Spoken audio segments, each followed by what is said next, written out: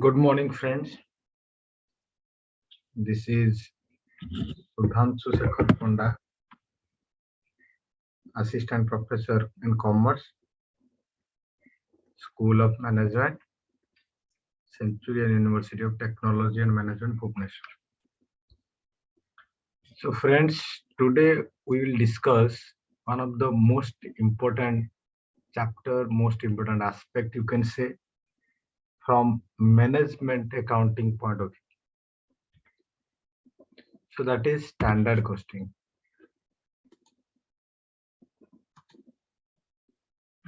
So before going in detail, so let us understand what it is. So first, when we say that it is a standard, what is standard? So we generally use this word in your day-to-day context, in our general life. It is not a new word to us. So what is standard? So basically, what we mean that standard is always a norm. It is a preset benchmark what you have to follow. And as far as budget and standard is concerned, so budget is not ideal. It is also set for future goal, future. It is also done by forecasting. Same thing also happens in standard costing. When we set one standard, we also try to forecast. We have to predict the future. You have to predetermine the value. But the thing is, budget is not always ideal, but standard is always ideal. Means you have to do this. It is a basic, you can say, it is normal, or you can ideal standard. Though there are different types of standard, what we will discuss in next part, but still, this is standard. And when you talk about standard cost is a cost which acts as a yardstick. Means we use to measure the efficiency with the help of standard costing, because there must be a standard cost and we will go for actual production and we will incur some actual cost.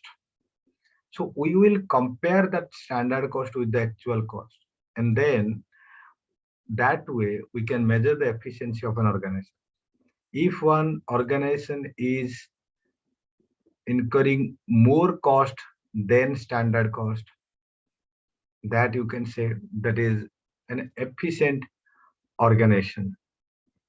And if the vice versa happens, we can say that the organization is not efficiently working, or you can say that it is an inefficient organization.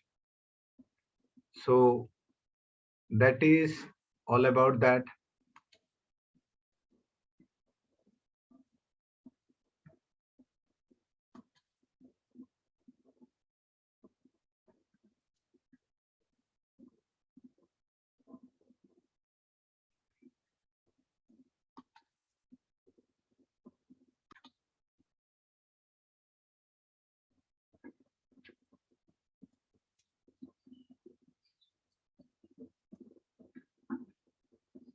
So, so we are talking about that which one is efficient and which one is not efficient. So next thing, we can define that standard cost in on other word. That standard cost are the predetermined cost, you can say, because it is formed in advance. You have to forecast. So this is basically a predetermined cost, or you can say it is a target cost. So which should be incurred, because if when you achieve that target, then only you can say that organization is working efficiently. So standard cost are the predetermined cost or target cost that should be incurred under efficient operating condition. And as far as CIMA is concerned, that is Chartered Institute of Management Accountants, London. So how that organization has defined standard cost, let us discuss. So CIMA has said that standard cost is the predetermined cost based on technical estimates, because you have to go for different technical estimates of materials, labor, and overheads for a selected period of time for a prescribed set of working conditions. So that is all about standard cost as it is defined by Chartered Institute of Management Accountants, CIMA, London. So now we will go to the next part.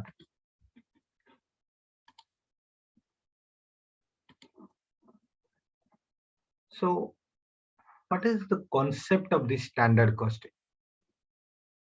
So basically standard costing is a technique where standard costs are computed and subsequently it is compared with the actual cost to find out the difference between the two.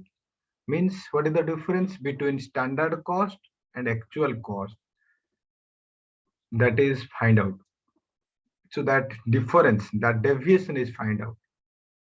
And this entire technique is known as standard costing.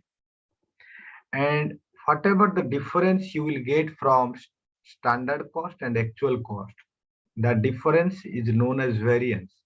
That deviation is known as variance. So the next step of standard costing is to analyze this variance so that you will find out, or you came to know that what are the causes, what are the reasons why this type of deviation is occurring. So that when you can able to know the cause, then definitely you can find out the way to control that deviation. So standard costing basically deals with that, how to control the cost, how the deviations can be minimized, how the variance can be reduced. So these are the basic objective of standard costing. So now we'll discuss about what are the steps of standard costing. Like every other technique, standard costing also have a defined step what you have to follow. In first step, you have to set the standards. It may for material, it may for labor, it may for overhead, whatever the elements of cost are there, you have to set or you have to establish the standard by taking different parameters. And remember, when you are setting one standard, it should not be overstated. It should be logical enough. Because sometimes we find that most of the standards set for our organization, that is practically impossible. So at that time, standard will not going to help us anymore. So whatever the standard you are setting, that standard must be logically valid. So the next step is the ascertainment of actual cost. So you must have incurred some actual cost for your production. So in second step, you have to ascertain, you have to calculate the actual cost. And after ascertainment of actual cost, so in step 3 or third step, you have to compare the standard cost with actual cost. So when you will compare, you can determine the difference between actual cost and standard cost. So the difference or deviation you can find out. And as I have already said, that deviation, that difference is known as variance in standard costing. And in standard costing, the most important thing is this variance analysis, because you have to analyze that difference, you have to find out the reasons of that difference, and then you have to work on that to minimize that deviation, that to minimize the reduce that variance. So that is briefly you can say that is all about standard costing. So now in fourth step, as I have already said, that after finding out variances, you have to report that variance, you have to analyze, and management will take different appropriate action where it is necessary to reduce that deviation. So these are the different steps necessary for standard costing. So now we will discuss various types of standards which is being used in general standard costing. So one is basic standard, one is normal standard, one is current standard, and one is attainable or you can say expected standard, one is ideal or theoretical standard. So these are some basic, these are important types of standard. These five are important types of standard. So now we'll discuss one by one. So what is basic standard? See, in every organization, there are some factors which are basic in nature. You may say that you cannot change over, you cannot change or remains unchanged over a long period of time. There are some factors. It may be economic, it may be legal, it may be social. So whatever the factor which is being unchanged over a long period of time, and which can be altered only the business operation change significantly. So where your the basic foundation of your entity, your nature of business is changing. Otherwise, that remains constant, that remains unchanged. So under that condition, under that circumstance, we also establish different standard, that basic standard, that is known as basic standard. So you can simply remember in one line that basic standards are established when the factors which are basic in nature are prevalent. So now we will go for another one, that is normal standard. So what is normal standard? So normal standards are the standards established in a normal circumstance, where the normal circumstances are prevailing. The standards we use, that is normal standard. So now you may ask for that question, that sir, what is normal circumstance? So normal circumstance means normal condition of business, where you may not find any kind of unexpected fluctuations. I am not saying that the fluctuation will only be favorable or unfavorable. It can be favorable or it can be unfavorable, whatever. But the thing is that there should not be any kind of unexpected fluctuations. So if fluctuation is not there, so that you can easily say that it is a normal circumstance, normal condition of our business. So under normal condition, whatever the standard you have set, that is normal standard. Now you will discuss current standard. What is current standard? It is also important. So basically what is current standard? That current standards are the representative of current business conditions. As you think that the current situation or current business condition is not a static one, it always getting changed. So mostly we find that current standards are very much short term in nature, which represent the state of the business which is currently achieving or what you must achieve. So in current situation, what you are achieving or what you should, ideologically what should you achieve, that is your current standard. As you can sense that difference is not large in this kind of thing. So you have to be very pinpointed enough to differentiate these type of standards. So one is attainable standard, or which is also known as expected standard. So what is this? In a current circumstance, in a current condition, you are achieving some target. This is current standard. But in that normal condition, in that current condition, you may can achieve something larger, something bigger. So that is attainable standard. Suppose I am securing 50 marks, but the situation now is that I can secure 70% marks. So 50% is my current standard, but 70% is my attainable standard, or you can say it is expected standard. Yes, I can achieve. So that is all about attainable standard. And last one is ideal standard or theoretical standard. As the name suggests, so it is always a theoretical in nature, or you can say it is idealistic in nature, which may not be practically useful, which may not be practically relevant for our organization. So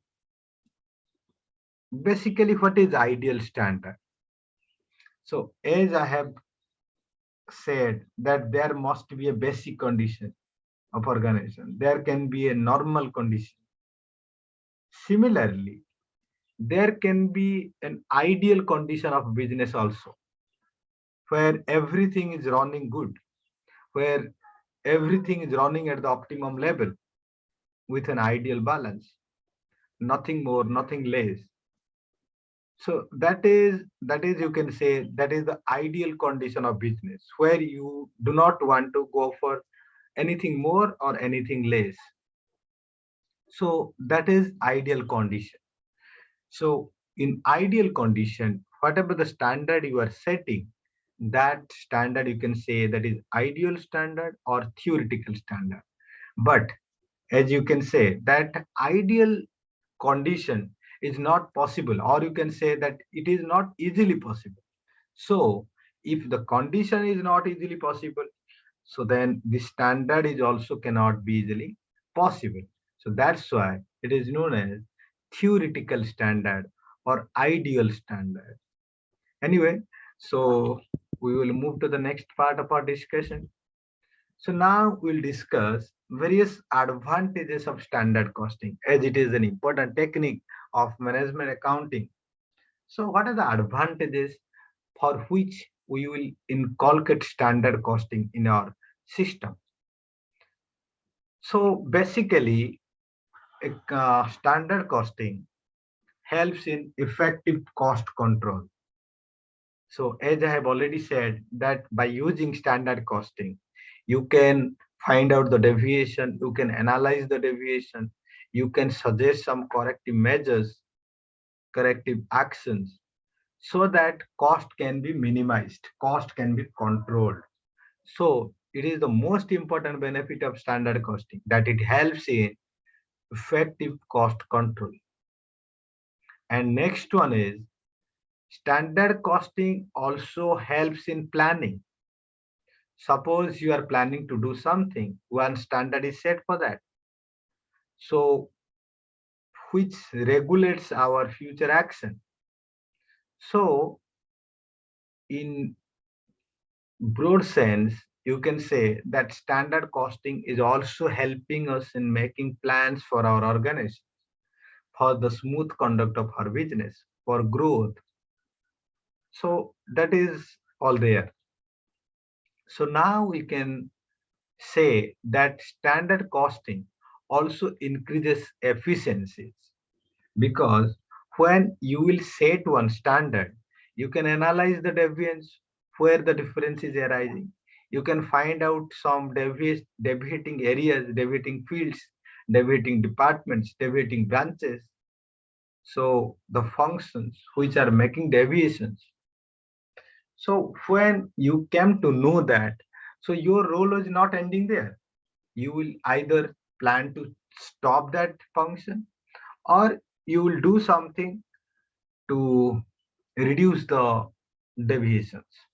So by this way, you will try to control the inefficiencies or inefficient areas. So when you are controlling or reducing inefficiencies, in other hand, you may find out that efficiency is increasing simultaneously. Yes or no? So that is all about how the standard costing increases efficiency. So next one, we can say that standard costing also provides incentives to both. It can be to management, to the organization, or it can be to employee also. So take the example of employee. So as an individual, suppose one labor is achieving the standard, whatever the standard fixed for him, then definitely he will be treated as an efficient worker, efficient labor. So when you will be treated as an efficient worker in your organization, definitely organization will also compensate. Organization will also reward you that you are an efficient worker of our organization. So that is the benefit of standard. And as far as management and organization is concerned, so when you are achieving your target, when you are achieving your standard, that means your organization is performing well. So when your organization is performing well, there will be no better incentive as compared to profit what an organization will get. So profit is the most important incentive that an organization can ever get. So so in broad, so you can say that standard costing provides us incentives. So now we will discuss. So many times standard costing also helps in fixing prices, or you can say formulating pricing policies. So what should be the price of this product? How much profit will we get? How market will react with our price, fixed price? So these are the things controlled and managed by standard costing. So that is also one important area. And again, standard costing also facilitates delegation of authorities. So what is delegation of authority? So authority, as I always say, that authority is the power and responsibility is the duty. So authority means it is always lies with the leader. And sometimes leader is so much burdened so that it cannot take every kind of authority or responsibility, may say. So the manager or the leader has to delegate the authority. So when you are delegating the authority, means you are not performing that task. See, you always have a suspension in your mind that the assigned person or your subordinate to whom you have delegated the authority, whether he can able to achieve that or not. So when you are delegating authority, you must have formulated standard for them so that they will also try to achieve that. So in that way, for a leader, it will be easier to manage, it will be easier to oversee, to control the task of a subordinate by fixing different standards. So now, one more benefit you can have, that is standard costing also facilitates coordination. When you are fixing one standard, It is not isolatedly decided by any organization, any department, any function, any branch. Always it is taken care the views, the feedbacks of different departments. By coordinating, by taking all the feedbacks, all the views, all the opinions of different departments into consideration, we try to form one standard. So when standard is fixed by taking all of them into consideration, so directly or indirectly, you can say that it will facilitate coordination among different departments. Otherwise, the coordination is very difficult to achieve. So that is there, and it may be the last point that standard costing eliminates waste. As I have already said, that by using standard costing, you will always find out the area which is efficient and which is not efficient, or you can say inefficient. So when you will find one inefficient area, you will either stop that function, you will stop that area, or you can say you will try to improve that area. So when you will try to improve that area, definitely you will try to eliminate the waste, the waste in materials, waste in time, waste in labor, whatever there is being wasted, that will be controlled, that will be eliminated by using standard costing method. So similarly, as I always say that every coin has two sides, Mahatma Gandhi had some also demerits, what is being discussed by many critics. Similarly, standard costing has also some disadvantages, some demerits. There are some cons. So what is there? So we'll discuss one by one. So first one is that this standard costing technique is not applicable for all types of organizations. It is not universally applicable. There are very small organizations, big organizations. So it is not like that. And most importantly, there are some service sectors, service industry. So in case of service sector, you cannot go for setting standard because as we think that standards are always expressed in a quantitative term. Standard standard cannot be qualitative, or you can say in largely standards are in quantitative nature.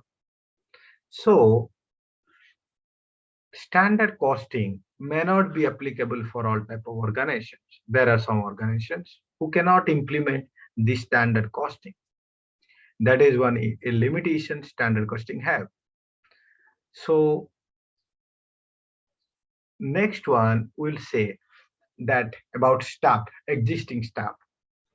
As I always say, when the people, when the employees are judged, are evaluated, they are not feeling safe. They are not feeling comfortable. So always the existing staff may go for opposing these standards, and always they try to fix a standard which is very low. In that way, the standard costing is not helpful to any organization. And one of the most important problem that standard costing have is standard costing is a system. Okay. So the existing staff should be properly trained and properly educated so that they will be capable to operate that system. Otherwise, if you are not trained, if you are not educated for implementing standard costing, so you will be incapable of operating the system. So that is one of the important limitation you can say about standard costing. So next one is inaccurate and unreliable standards cause misleading results. sometimes it happens the organization or the organizational heads try to fix a standard which is unrealistic, which is unreliable, and which is fixed or established inaccurately. So what will happen if your standard is not fixed? So your actual action cannot be evaluated on that basis of that standard, that faulty standard, because it is impossible to compare one faulty standard with the actual standard, because the result will be misleading. Suppose you have set one very high standard and you achieved very less as compared to the standard. So organization may think that you are performing very low, but that is not truly happening. So you may find that there can be different kind of labor turnover, because labor will feel unsafe. The labor will feel that organization is setting so much high standard for us. So everyone will try to escape themselves from that. So that is the limitation of inaccurate, unreliable, unrealistic standard that can be possible, which leads to mislead the results. So now one of the more important limitation we can discuss, that is the standard costing is a costly process. It is an expensive process. The large organization may feel comfortable to implement one type of standard costing system in their organization, but the small firms which lacks in capital, which are not abundantly capable of funds, they find it difficult to implement standard costing system in their organization. That is there. And now I will discuss the most important limitation one standard costing have. That is revising a standard. Suppose you have already set a standard. Now suppose you want to revise that standard. It is the most difficult one, because once the standard is set, so there are very more you can say that there are so many formalities you have to follow to change or revise the standard. So revising the standard is most difficult one. So now we will go for the most important aspect or most important thing, that is variance analysis. So what is variance analysis? So as I have already said, that variance analysis is the process of analyzing variance. Suppose you are getting the variance, you have to analyze that variance. That is variance analysis. And how you do that? By subdividing the total variance. So the variance, whatever you are getting, you have to divide. You have to subdivide that total variance in such a way that the management can assign responsibility for any of substandard performance. So why we are getting? Suppose we are thinking about cost variance. So cost variance is the difference between standard cost and actual cost for a particular period. So if we are getting cost variance, then now we have to subdivide that variance. How you will subdivide? So cost variance can be divided into material variance, it can be of labor variance, it can be of overhead variance. So these are the things you can compare, you can divide, you have to subdivide, so that the responsibility can be fixed. I mean, suppose in one case, material variance may be favorable and the labor variance may be unfavorable.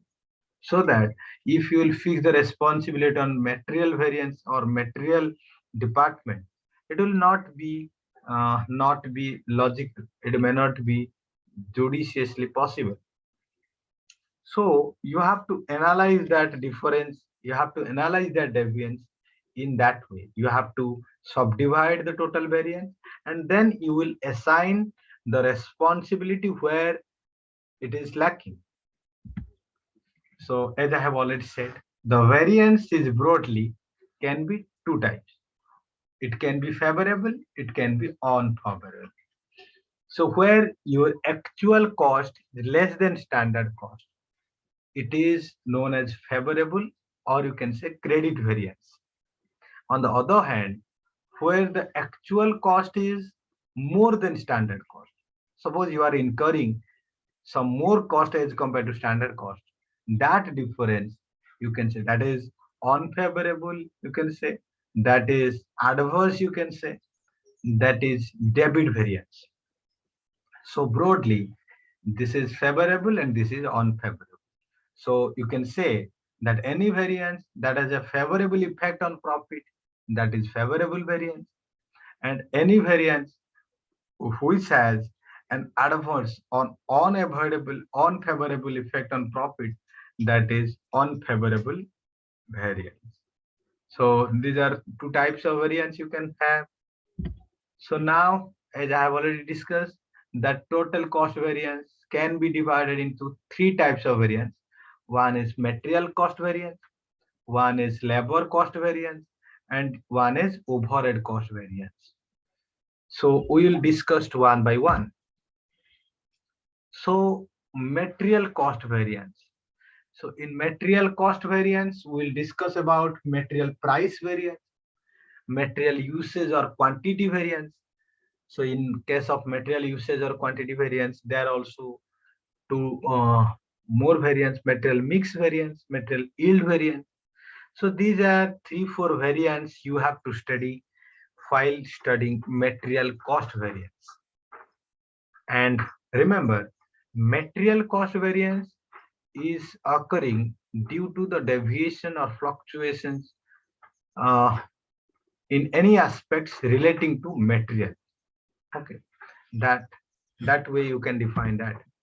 So one by one we'll discuss. The most important is material cost variance. So what is material cost variance?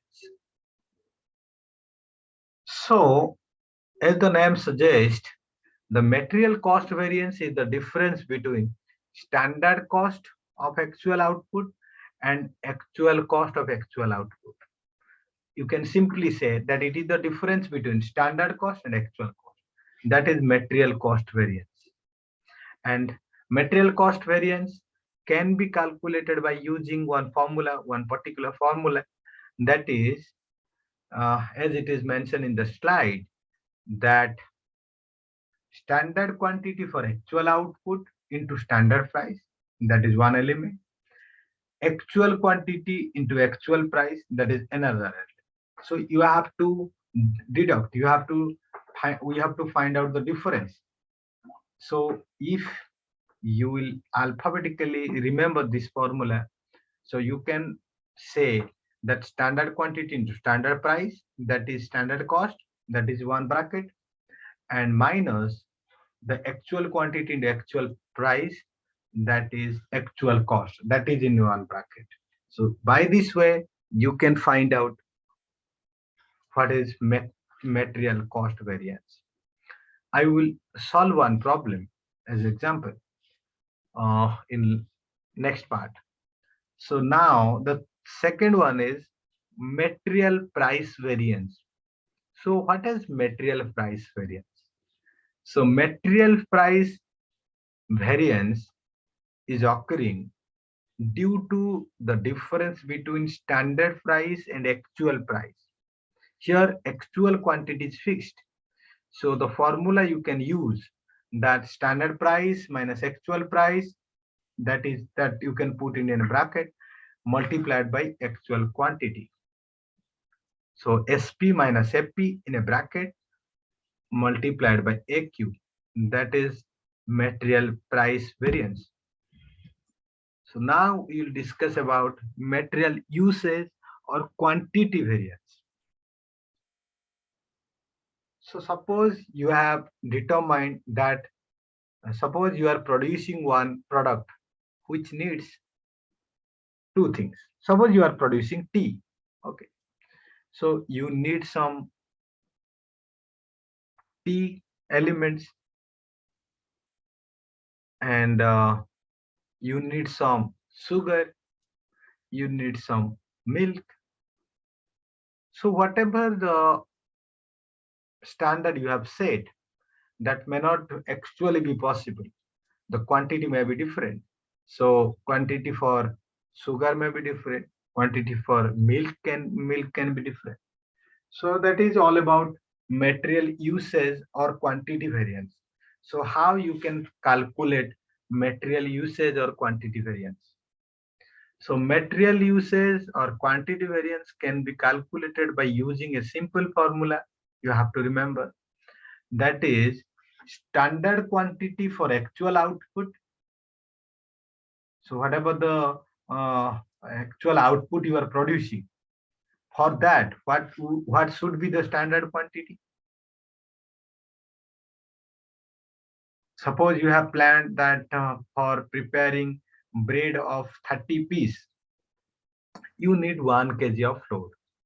But now for 30 piece of actual output of bread, you are now requiring something more flour, some more flour. That difference in quantity is known as material usage or quantity variance. So this difference of standard quantity and actual quantity for actual output will be multiplied by standard price. So where you can say that standard quantity minus actual quantity within a bracket into standard price.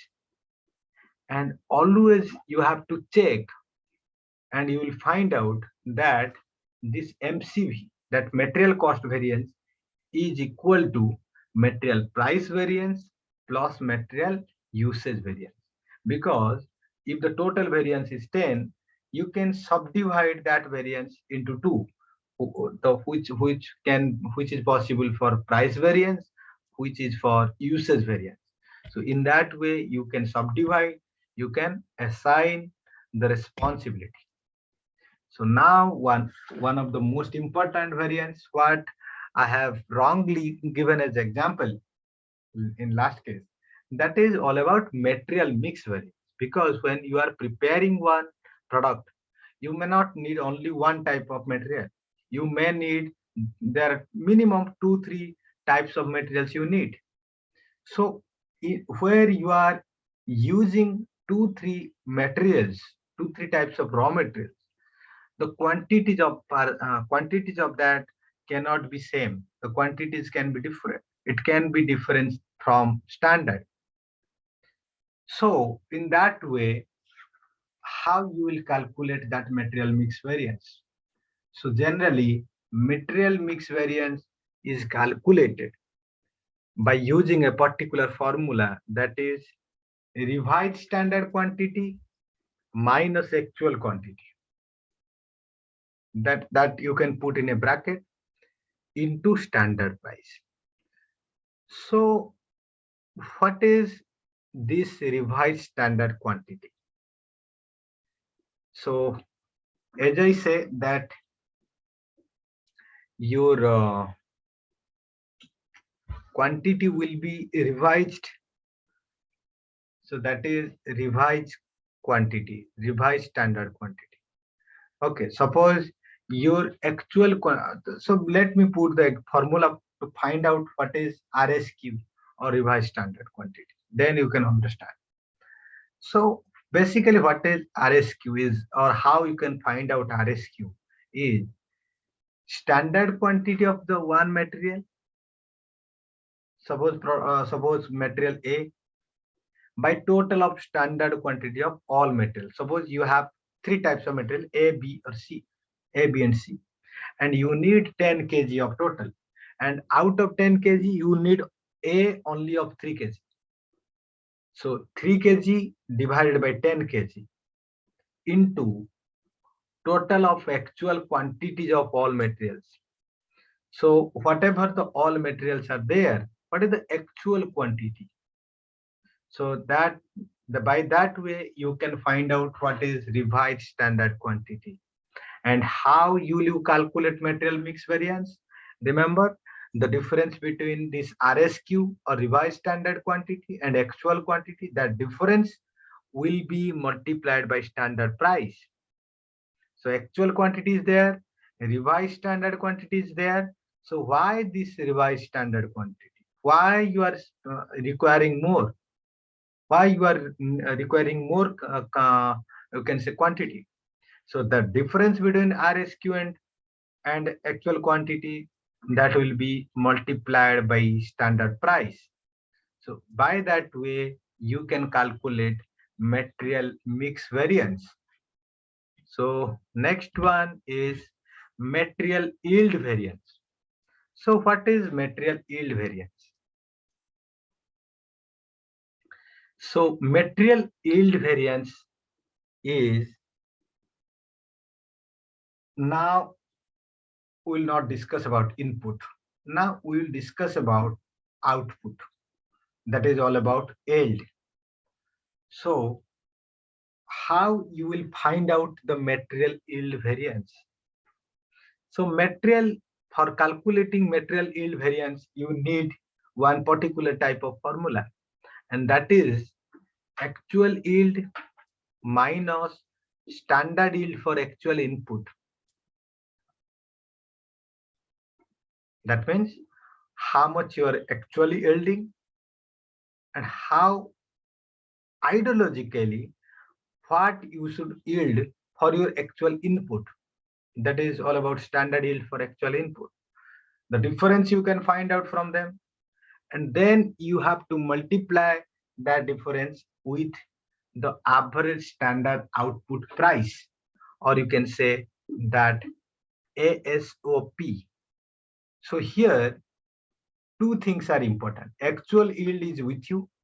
There is no risk to find out that, but you have to face some difficulty in finding out or calculating the standard yield for actual input and average standard output price, ASOP.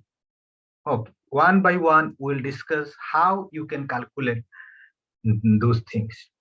So as far as standard yield for actual input is concerned, you can calculate that by using the formula standard output by total standard quantity for all materials. That means what is your total standard quantity of all materials? It may be of A, B, C. What is the total? And what is your standard output? What you have expected, what you have said.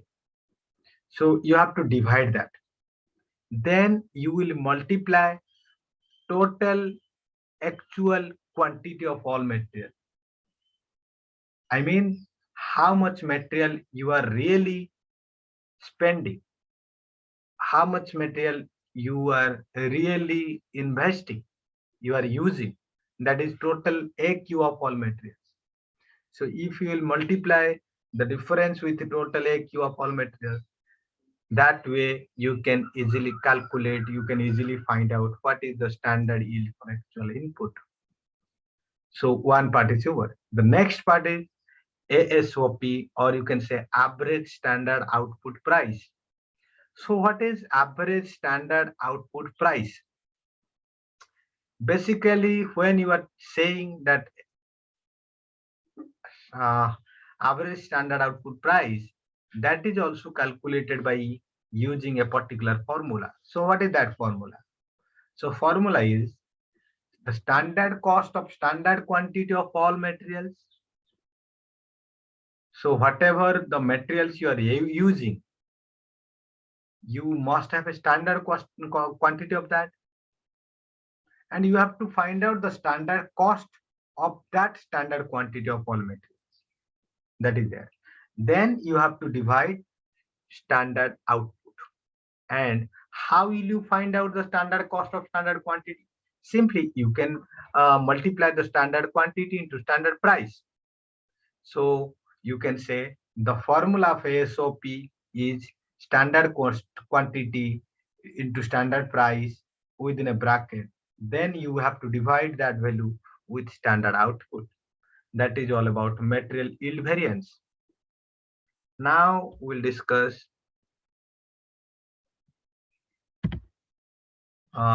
we will take one problem so that you can easily understand.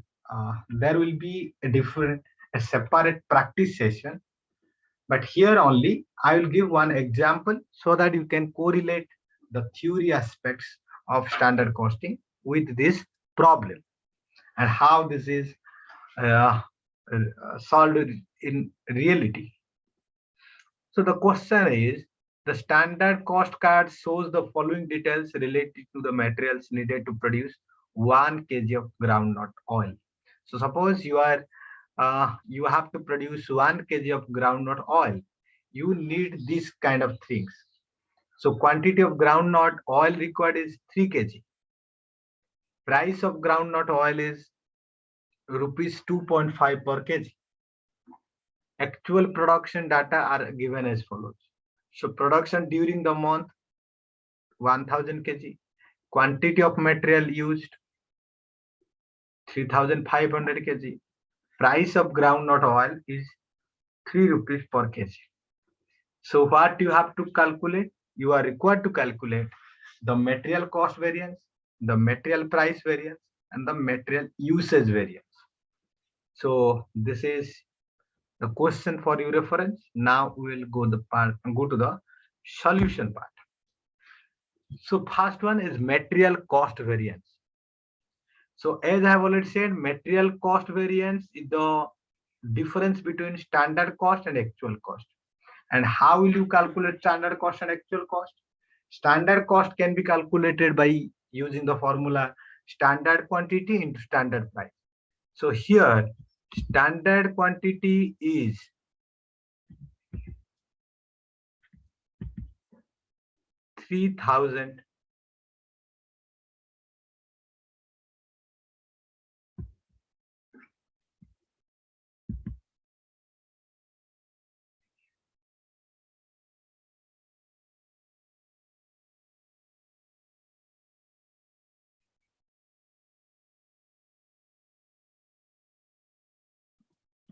3000 kg and standard price is 2.5. As you see it, find out that price of groundnut oil is 2.5 kg. So now actual quantity is 3500. Okay. So here in quantity of groundnut oil required, this is written as 3 kg. Only I have left 3 zeros. I have to add there. You can add and read like this. So actual quantity as it is mentioned in 3500 kg in quantity of material used, that you can use as actual quantity. So actual quantity is 3500 and actual price is 3. Price of groundnut oil is 3 rupees per kg. So that is your actual price. So now you have to calculate. So here 3000 into 2.50 and minus 3500 into 3. So you have to calculate and finally you will get that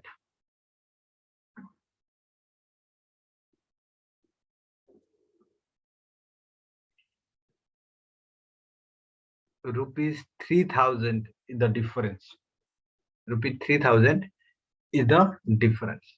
And you see that standard cost here, standard cost is only 3000 into 2.50. Okay. And actual cost is equal to 3500 into 3. So you can easily find out that here actual cost is more than standard cost. So when your actual cost is more than standard cost, and how much? The difference is only 3000. Okay. But when the actual cost is more as compared to standard cost, you can say it is an adverse situation. It is an unfavorable situation. That's why I have mentioned a in the bracket. It denotes that it is adverse situation. Now we will go for what is material price variance. So for material price variance, it is the formula of difference between standard price and actual price into actual quantity. And here your standard price is 2.50 rupees and actual price is 3 rupees and actual quantity is 3,500 rupees. So difference in price is only 50 paisa, that can be multiplied into 3,500 units. So altogether 1,750 is the difference. And here also you will find out that standard price is less and actual price is more.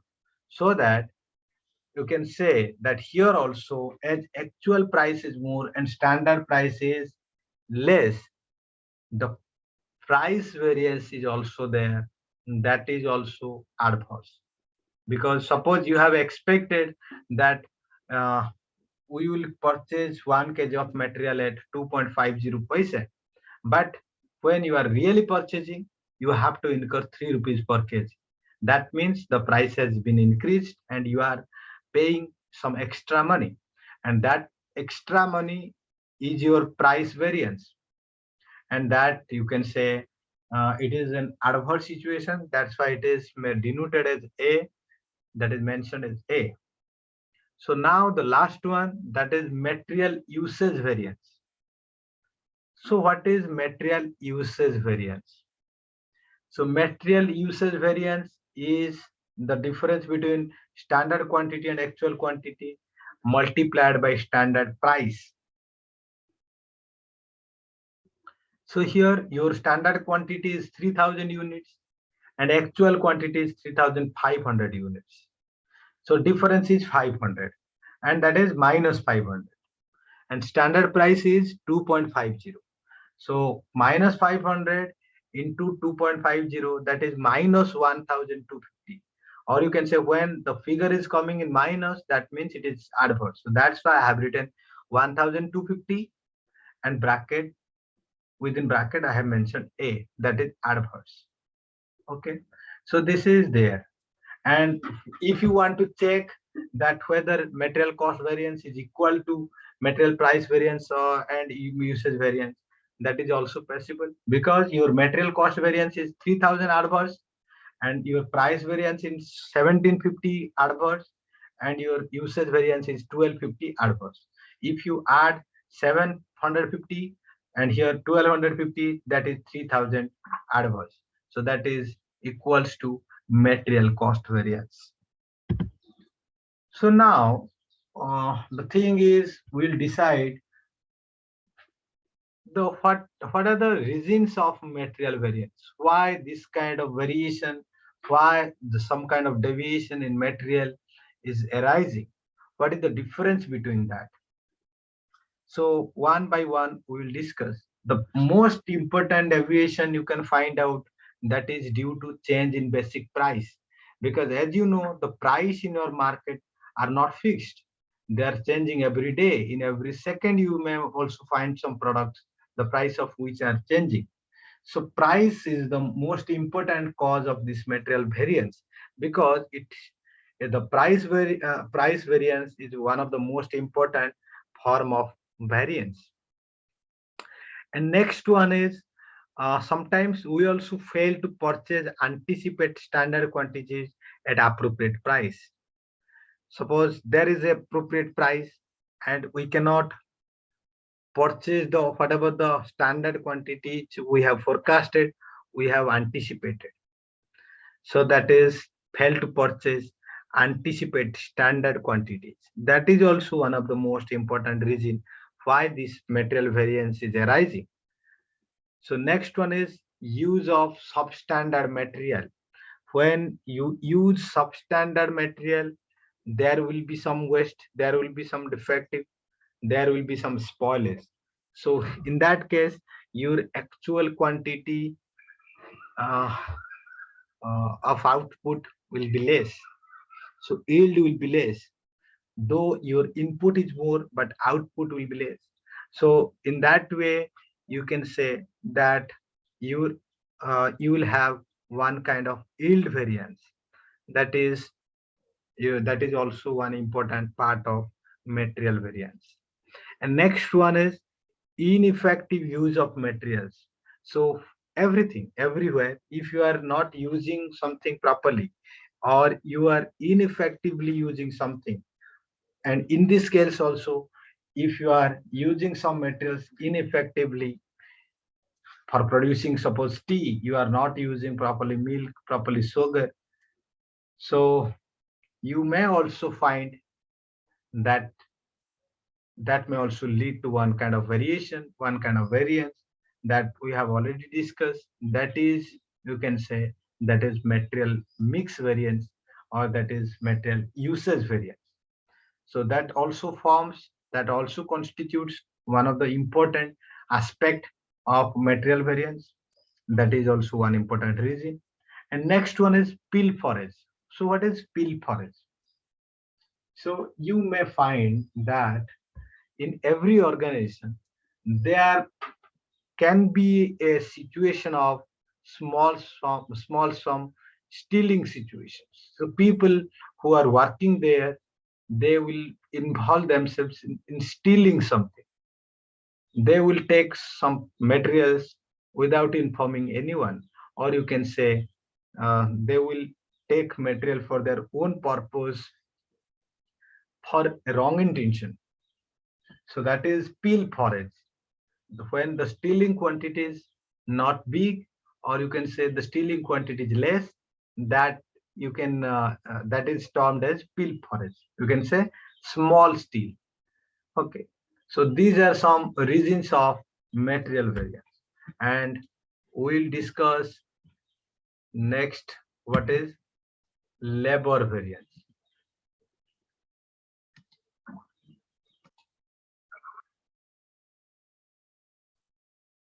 So friends, we are discussing about material variance, and now we will discuss uh,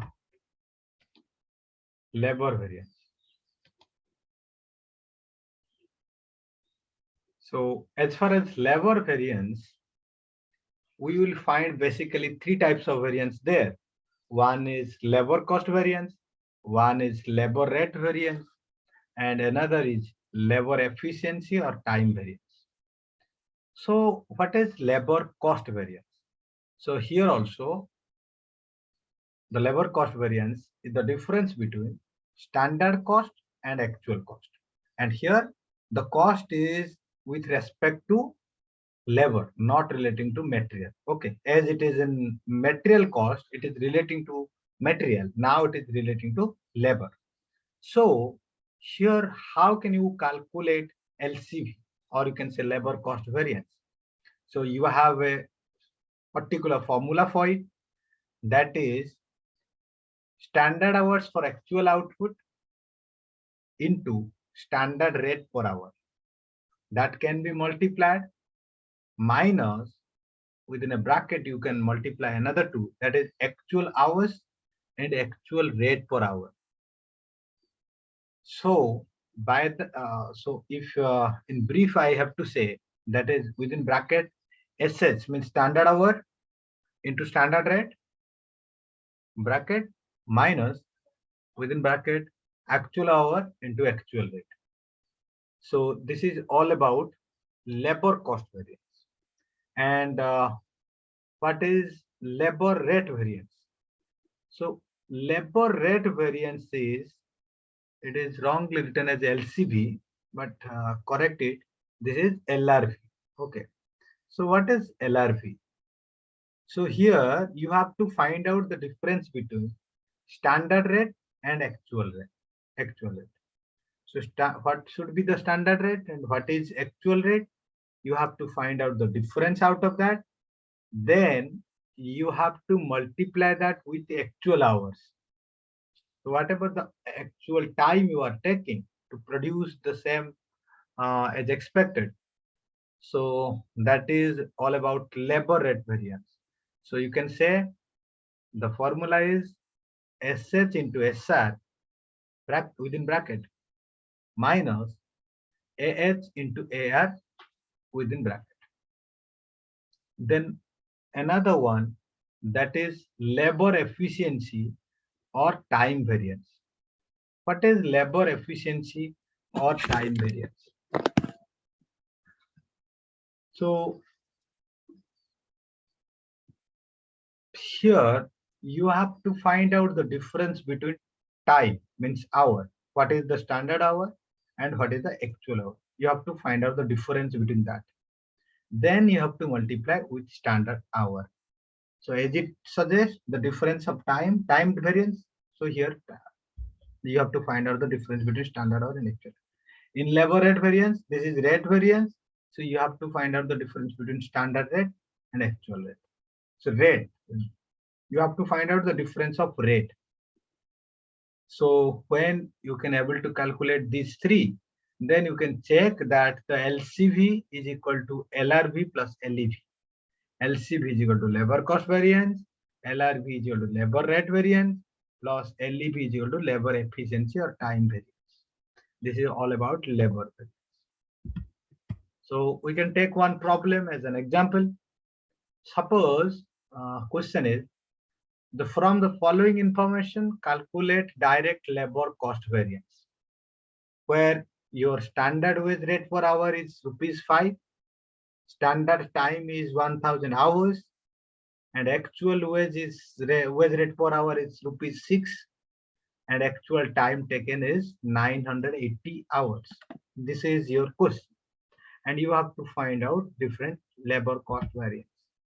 So first one is labor cost variance, that is SH into SR minus AH into AR. So here standard hour is 1000, standard rate is equal to 5, so total 5000 minus actual hour is equal to 980, actual rate is equal to 6.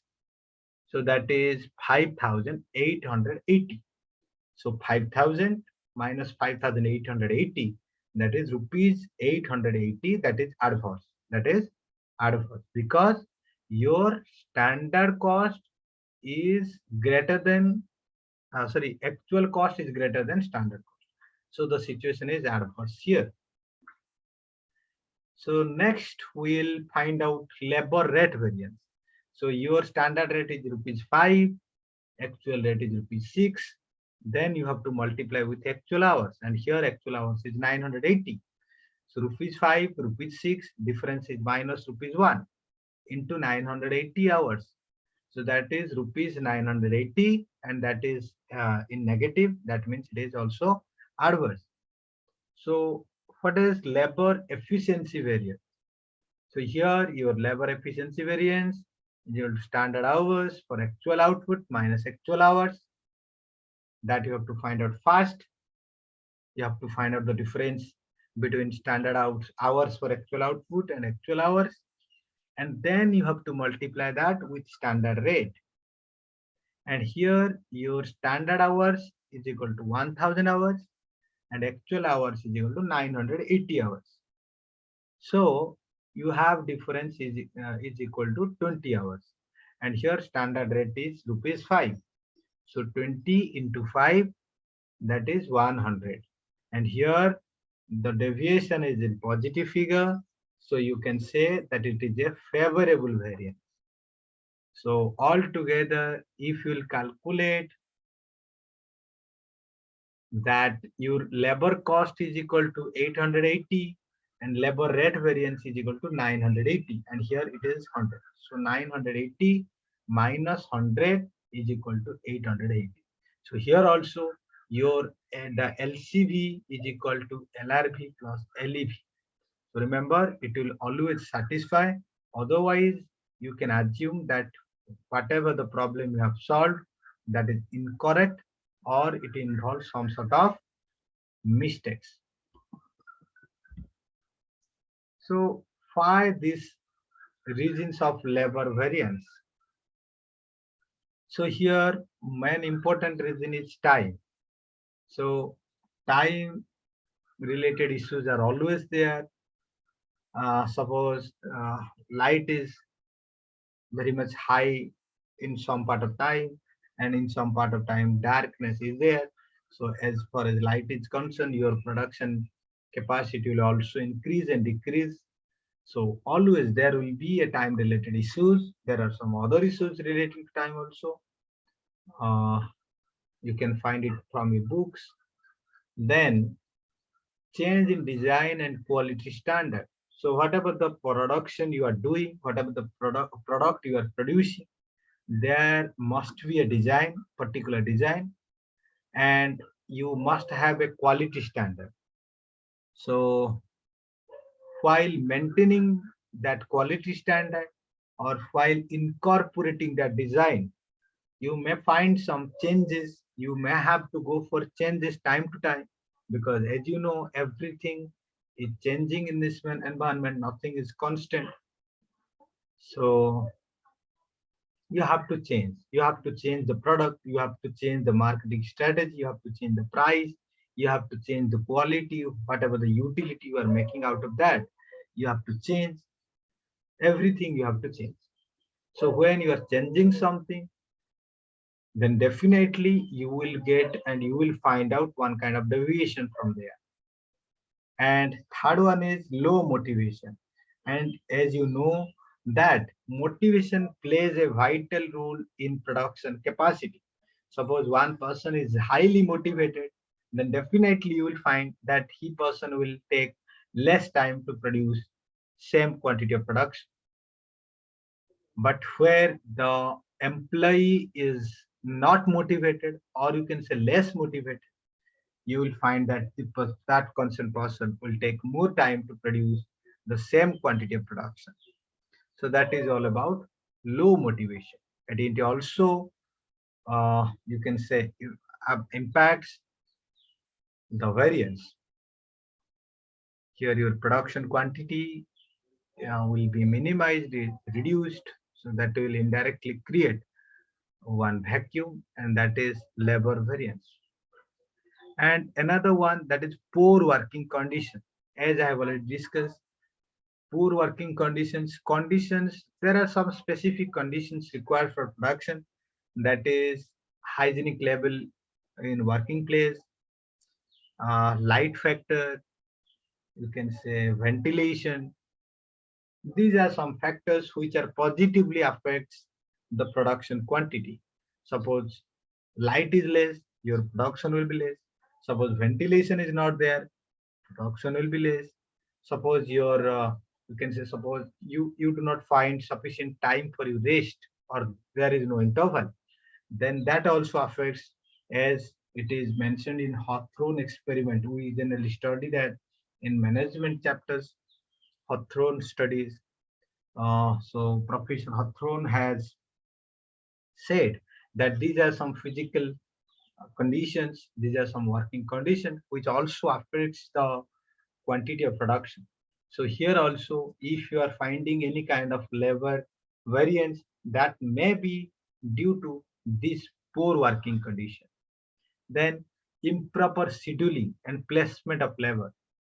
So always there is a principle in costing that right man should be in right place in right time. Because if anything falls, if any deviation is arising in that, in fact, suppose your scheduling is not proper, your placement of labor is not proper, the labor where the person, concerned person should be, he is not there. So some type of deviation is arising. Then you can say that this is improper scheduling or improper placement of labor. That also badly affects the production quantity. That also it can have that labor may take more time to produce same quantity. So your labor time variance will be there. Your quantity variance will have quantity variance will there, because it will require more number of workers, more number of labors. So that will be there. Then the one of the most important reason of this labor variance is inadequate training, because we generally find in every organization there are some people, there are some persons, there are some employees who are less trained or inadequately trained. When you are not trained properly, you cannot do a particular work in time. Your work will not be good, quality will not be good. So these things can happen if one person, one employee is not properly trained. So these are all various reasons of labor variance, so that a manager or the whole management have to focus on controlling these factors to control these reasons, so that labor variance can be minimized and efficiency can be improved. That is all about labor variance. Now I will discuss about overhead variance. What is overhead variance? Basically, as you know, there are two types of overhead. What one is variable overhead and one is fixed overhead. And in case of variable overhead, we will calculate two types of variances. One is expenditure of budget variance and one is efficiency. In case of fixed overhead cost variance, we will calculate expenditure or budget variance and one is volume variance. Let us discuss in detail. So what is variable overhead variance? So variable overhead cost variance you can find out by using a particular formula, that is standard hours for actual output into standard variable overhead rate. You have to multiply that. Whatever the standard hour for actual output, that you have to multiply with standard variable overhead rate. Then whatever the value you will get from that, you have to deduct the actual overhead cost. Whatever the actual overhead cost you are spending, that you have to deduct. That is there. And next one is variable overhead expenditure variance. And when the variable overhead expenditure variance is concerned, you have to see that standard variable overhead rate into actual hours, that will be multiplied and that will be deducted by actual overhead cost. That will that is there. So standard variable of overhead rate into actual hours. You have to multiply that first. Then whatever the value you will get, you have to deduct actual overhead cost from that value. That is variable overhead expenditure variance. It may seem confusing to you, but let me say we will take one problem after we will discuss all the formulas relating to all kinds of variance. Then you may not find difficulty in calculating that. So what is now variable overhead efficiency variance? So generally variable overhead variance efficiency variance is calculated by using formula that is standard hours for actual output. For actual output, whatever the standard hours needed minus actual hours, that you have to find out the difference. Then you have to multiply the standard variable overhead rate. Then only you will get to know what is the variable overhead efficiency variance. And next one is variable overhead cost variance. So when you are calculating variable overhead cost variance, you will calculate by using the formula variable overhead expenditure variance plus variable overhead efficiency variance. It is, you can say by using this formula, you can check whether variable overhead cost variance is equal to variable overhead variance expenditure variance plus variable overhead efficiency variance. So you can say in nutshell that VOC V matlab variable overhead cost variance is equal to VOEV, that means variable overhead expenditure variance plus variable overhead efficiency variance. That is all about variable overhead variance. Then we will discuss about fixed overhead variance. This is very similar to variable overhead variance. So here also you have to find out first that what is fixed overhead cost variance. So in case of fixed overhead cost variance, you will use the formula. So for actual output, how much standard hour needed? So you can say that standard hours for actual output multiplied by standard fixed overhead rate. So whatever the value you will get by multiplying that, from that value, you have to deduct or you have to minus the actual overhead cost. And actual overhead cost is what? Actual overhead cost means actual hours and actual rate. Okay. So by that way, you can find out what is the fixed overhead cost variance. And next one is fixed overhead expenditure variance. What is fixed overhead expenditure variance? So it is only the difference between budgeted overhead and actual overhead. So this is the difference between budgeted overhead and actual overhead. So whatever the overhead you have budgeted, that will be one figure, and whatever the overhead you have actually incurred, that will be one figure, and you have to find out the difference between that, and that will be considered as fixed overhead expenditure variance. And next one is fixed overhead volume variance. So here you can find out by using the formula, that is standard hours for actual output minus budgeted hours into standard rate. So what is this? So standard hours for actual output minus budgeted hours into standard rate. You have to first calculate, you have to first consider what is the standard hour for actual output. Then you have to deduct budgeted hours from that. Then whatever the value you are getting from that, you can multiply that value with standard rate. That is your overhead volume variance. And similarly, as it is case of material variance, labor variance, here also you can check that fixed overhead cost variance is equals to fixed overhead expenditure variance plus fixed overhead volume variance. So that will be there.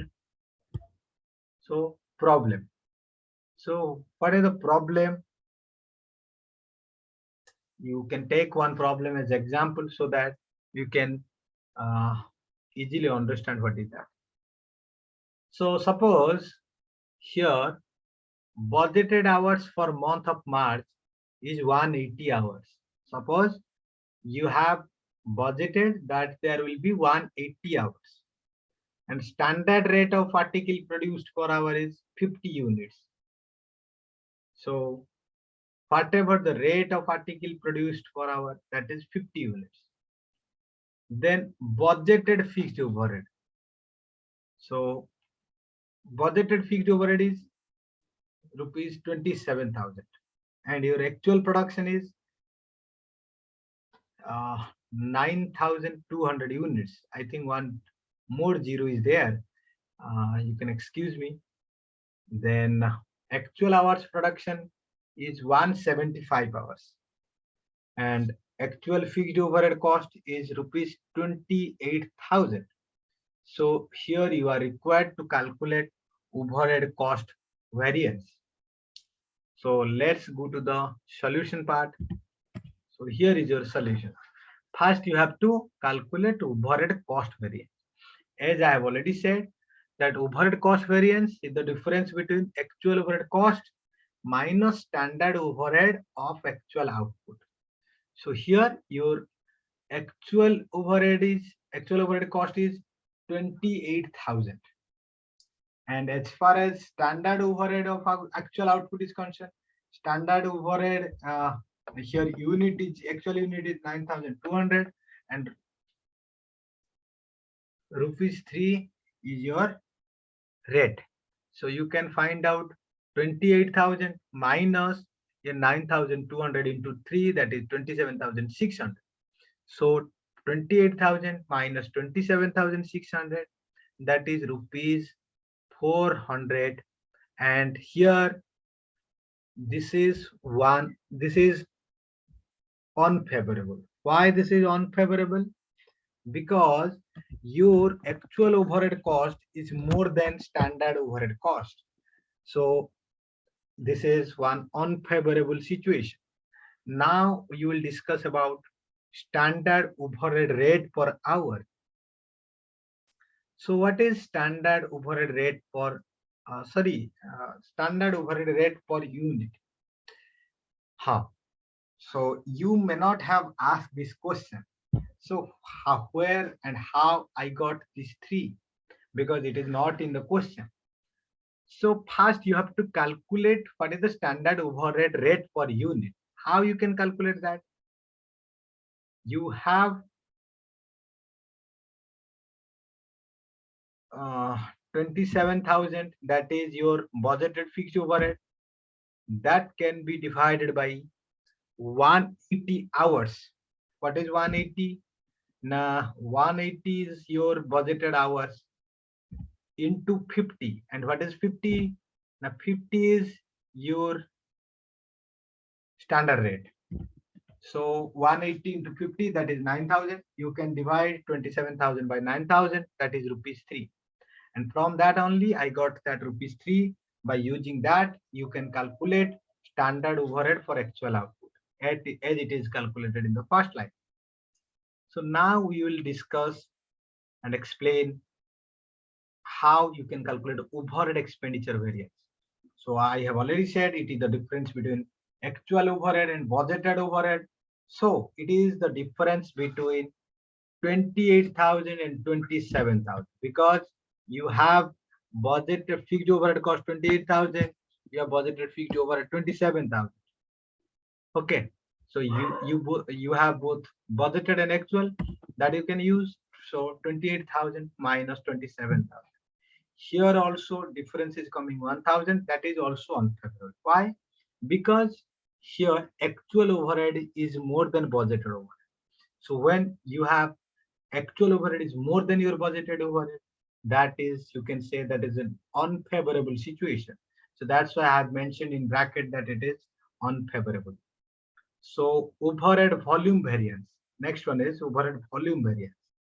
So how you can calculate overhead volume variance? So overhead volume variance can be calculated by deducting budgeted overhead for actual output minus budgeted fixed overhead. So you have already find out the standard overhead rate, that is rupees 3. And now you have actual output is equal to 9,200.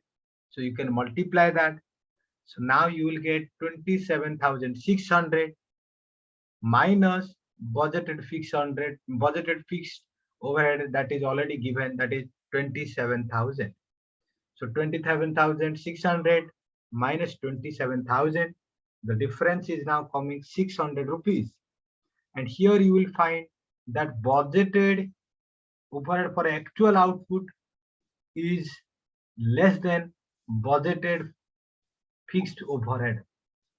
So it means you have a favorable situation. So if you want to check, you can also check your overhead cost variance is 400 unfavorable, your expenditure variance is 1,000 unfavorable, and here your volume variance is 600 favorable. So 1,000 unfavorable, 600 favorable.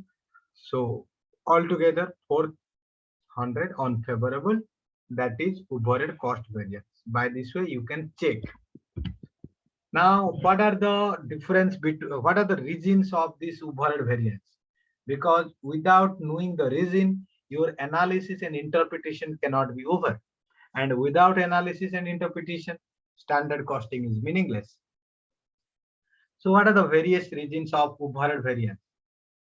So first one is under or over absorption of fixed overhead. So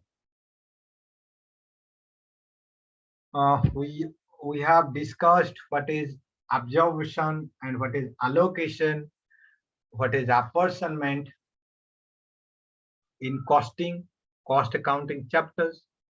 So what is absorption? Absorption means here you have to absorb one overhead with one product. So it may be under absorption, it may be over absorption. That also impacts our overhead variance.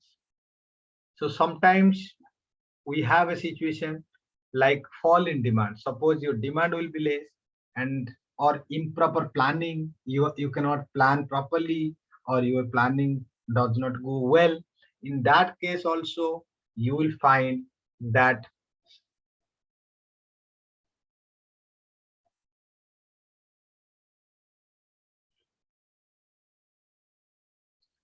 that you can say mm, it will also affect overhead variance, because your quantity will be less, so that will be impacting our overhead variance. And sometimes in our industries, we may have a situation like breakdowns. You may have find the situation of breakdowns of machines, power failure. So at that time, you will find that production will not be there. So when production will not be there, but there are some fixed costs which you have to incur, for which you will not get enough production. So that also plays an important role for creating overhead variance. And yes, labor are most important part of our production process. So if there are some labor related issues relating to their what you can say labor turnover, labor motivation level is low, that also affects production. Your quantity will be less, but your rate and price will be fixed. And similarly, that will also increase the chances of overhead variance. And sometimes you also find inflation, and inflation you can say when the price level in a particular economy is increasing. Nowadays you are finding that the price of every product is increasing day by day. So this is a situation of inflation. Okay, so what this inflation does with relating to overhead variance. So generally here the cost of material, cost of labor is also increasing. This value of indirect material, indirect labor, that also concedes overheads. So when these things, the price of these things are increasing, definitely the overhead variance is also increasing. So in that way, you will find that there is a variance in overhead. And most importantly, as I have already said, lack of planning. So if you will have not a proper planning, everything will collapse, everything you will lose, everything will be lost. So here also, if you will have not proper planning, your production process will not proper, your purchase will not proper, your issuing will not proper, your material selection will not proper, your labor selection will not proper, your assignment of duty will not proper. That will indirectly affect the overhead variance that is there. And next one is lack of planning. I have already discussed. Next one is lack of cost control. See, the prime motive of standard costing is to control the cost. And if you are not controlling the cost, definitely you will lose the ultimate aim of this standard costing. So how this is happening? Because as I have said, if you will not control the cost of material, if you will not control the cost of labor, definitely your overhead cost is also not declining. So in that way, the overhead variance will occur, and these are the reasons. Remember, so whatever the reasons you are finding out by analyzing or interpreting the variance, you have to work on that. You have to try for reducing that. You have to minimize that variance, or no, or else it will not be a benefiting situation for any organization. So that is there.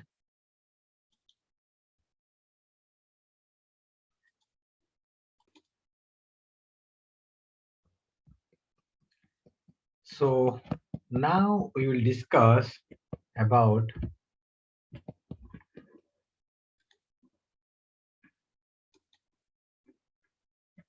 sales variance.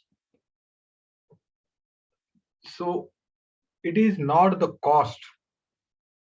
So as we know that to maximize profit, you have two conditions or you have two options, either to reduce the cost or to increase the price or increase the sales. By this way, by these two way, you can only increase the profit. So when you are concerned about the performance of any organization, you always try to go for cost. That we have already discussed: material cost, labor cost, overhead cost. These are discussed, and their variation and their variance, how they can be detected, how they can be solved. So these are already discussed. And now the next part is sales variance, because it also plays a vital role for the good performance of any organization. So when uh, we say that sales variance, there are three types of variance are there. One is sales value variance. That is the difference between actual sales and standard sales.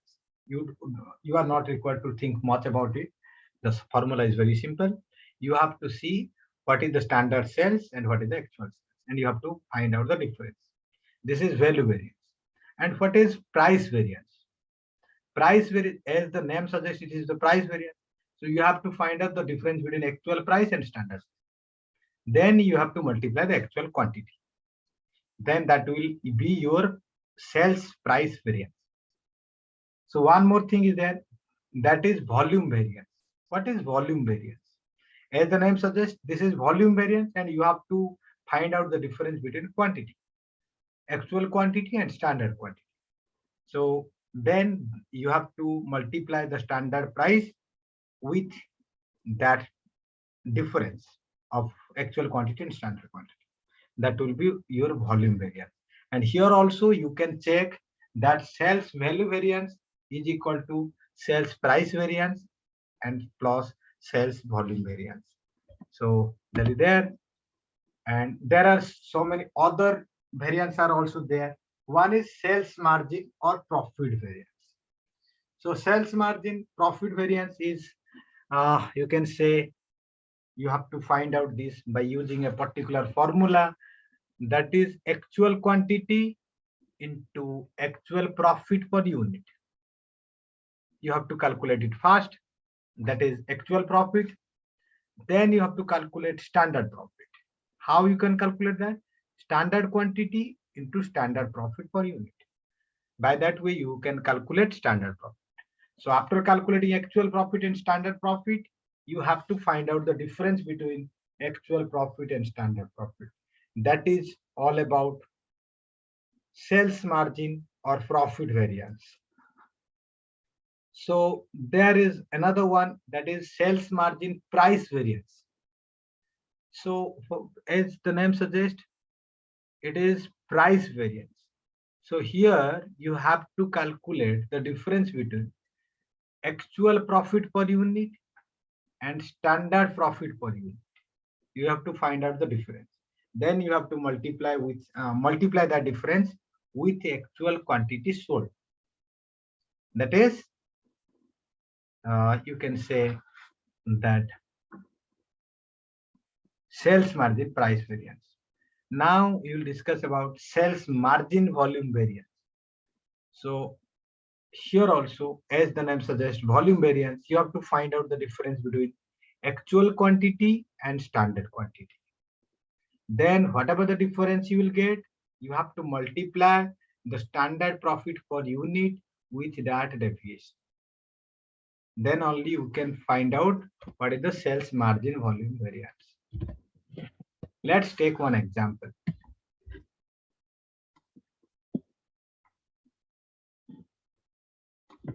So here, the budgeted and actual sales for a period in respect of two products are given. Here I have taken two products. Suppose product A and product B. Your budgeted quantity for product A is 1000 and product B is 2000. So total 3000. Price of product A is 20. Price of product B is 50. So this is budgeted price. So actual quantity is 1300 for A. 2,300 for product B, and price of product A is 21 and price of product B is 14, and this is your actual price. I have not mentioned due to lack of space. So now you have to calculate the sales variance. So how you can calculate the sales variance? First, you have to calculate the actual value of sales and you have to calculate the budgeted value of sales. How you will you calculate actual value of sales? So actual value of sales you can calculate by using the you can put the formula here. 1300 units of product A are the rupees 21 plus 2300 units of product B are the rupees 14. These are actual quantity and actual price, and you have to deduct 1000 units of product A at the rate of rupees 20 and 2000 units of B at the rate of rupees 50. So by this way you can calculate actual sales. That is, you can say now that when you multiply 1300 into 21, that is 27,300, and when 2300 units into 14, that is 32,000. You can add it, that is 59,500, and here also 1000 into 20, that is 20,000, and 2000 into 15, that is 30,000. Here you can also add 20,000 plus 30,000, 50,000. So altogether 59,500 minus 50,000, this is rupees 9,500. And here I have written it is as favorable. Why favorable? Because your actual sales is more than budgeted sales, and sales is a positive thing. So when your actual sales is more than your budgeted sales, that is a positive situation or a favorable situation. Now we will calculate the other two. One is sales price variance. So here also you can find out. So I have already said the formula that actual units sold into actual price minus standard price into R. So here also actual price is 21 of product A and standard price is 20. So difference is 1 and actual units sold is 1300. So 1300 favorable. The product B is 2,300 units and price, actual price is 14, standard price is 15. So this is 14 minus 15, that is minus 1. So 2,300 minus 1, that is 2,300, that is unfavorable. So you will see that 1,000 unfavorable. So this is sales price variance. And then next one is sales volume variance. So what is sales volume variance? Standard price into actual quantity of sales minus budgeted quantity of sales. This is standard price.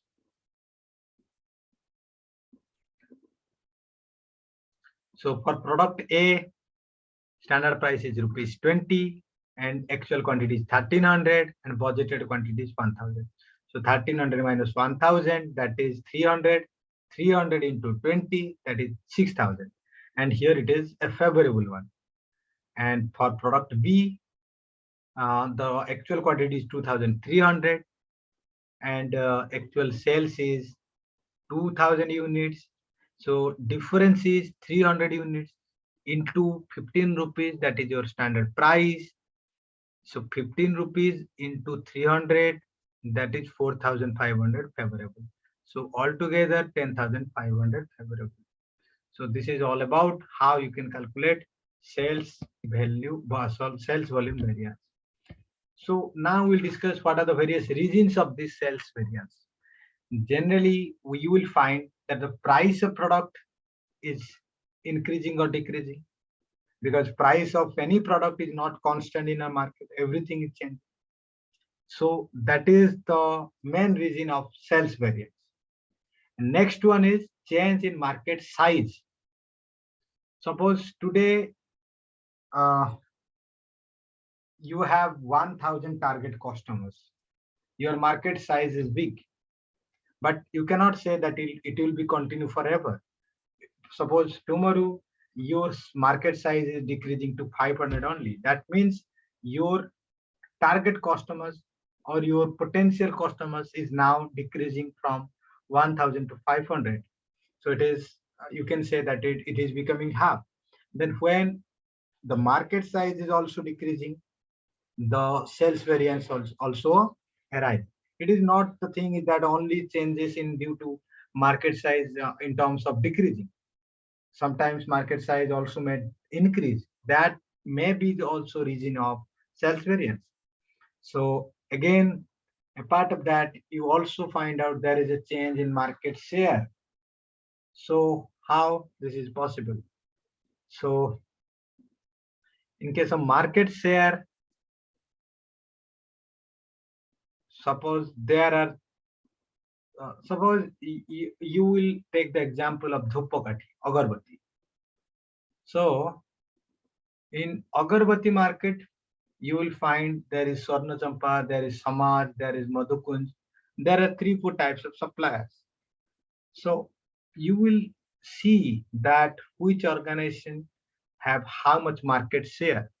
Suppose nowadays you will find that Samaj have 50% market share and Madhukunj have 30% and Swarna Champa is 20%. So suppose this mix is also increasing or decreasing. Your market share is increasing or decreasing. That also affects sales variance. So these are all reasons of arising of sales variance, and as a manager you have to analyze these reasons and you have to work on how to reduce this, how to minimize this variance so that you can able to make your standard possible. So this is all about sales variance. And so today we could learn about what is standard cost, what is the advantages of standard costing, what are the disadvantages of standard costing, what is material cost variance, what is labor cost variance, what is overhead cost variance, what is labor cost variance, and what are the reasons of that. So these are the things you have to understand so that you can minimize the variance. So this much for today, and in next class we will go for different practical problems. We will solve different practical problems. So till then, thank you, bye bye, and thanks for your cooperation once again. Thank you.